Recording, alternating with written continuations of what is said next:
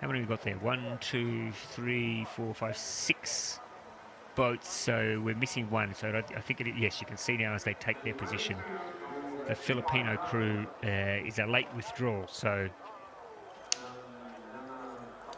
this is the first boat straight through to the final, and then the rest go through to the semi-final, 2 to 7 through to semi-final. So in this heat, the rest will all go through, which I think they'll be pleased about given the absolute strength in this heat. And as we expect, they are going for it straight from that start line.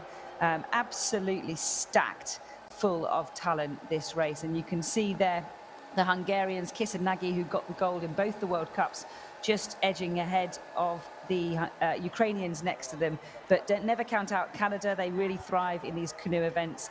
And that's a newish combination there. They are just also pushing now to try and get their nose in front. But this is going to be incredibly tight, Ross. I hope they've got the microscope out for the photo finish.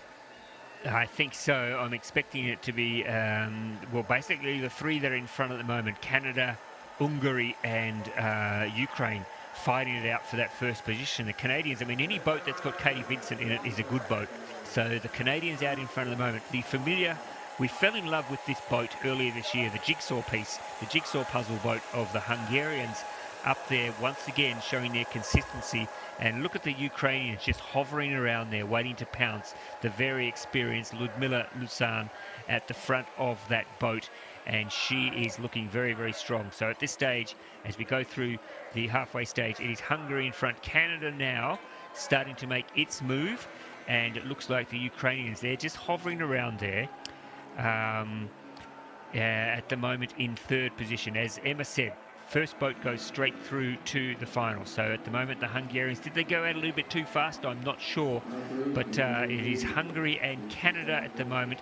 Now the Ukrainians are starting to move through as well. This is going to be a blanket finish. Wow.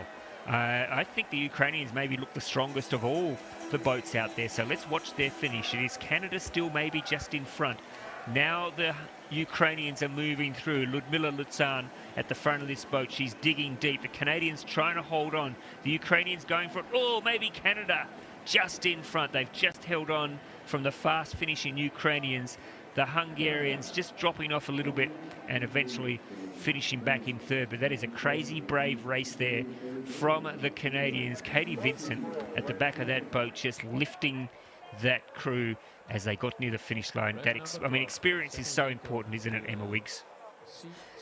Experience is so important, and I think, you know, having that ability to know that you can just add a little bit more, and what that's going to mean for your boat speed going into the line. The Canadians looked like they were not going to win it, and then they just had enough at the end just to come through. But you're absolutely right, the Ukrainians looked like they had a second gear to go to through most of that, and they did eventually engage that, and it nearly paid off, but the Canadians took the win. I think Hungary probably, as you said, maybe went out a bit too fast, so they'll take some learnings from that.